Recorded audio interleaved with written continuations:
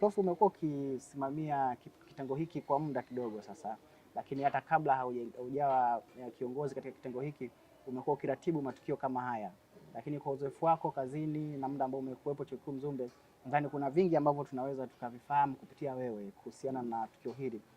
Nini tathmini yako kwa kambi ambazo zimefanyika kwa kipindi cha nyuma, lakini mwaka jana hivi karibuni tu watu wengi huenda hawajasahau kabisa, na nini tukitarajie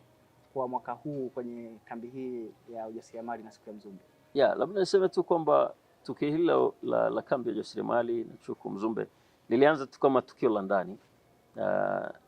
na tukaona kwamba labda ni jambo ambalo linaweza tu kujenga nyenzo ya kiutendaji ndani ya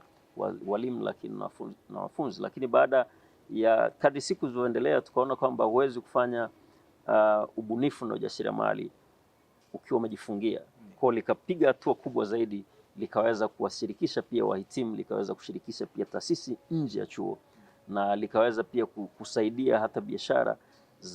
ambazo zinazunguka jamii, na kuweza kutumia wanafunzi wetu ambao wanasoma maeneo mbalimbali kwa sehemu pia kuweza kusaidia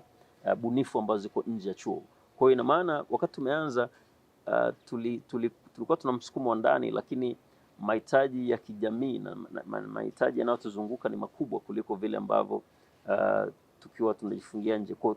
kadri siku zilizokuwa zinaendelea, tuliweza kuhusisha wadau mbalimbali zaidi, na tuliweza kuendelea kupata usaidizi na ushiriki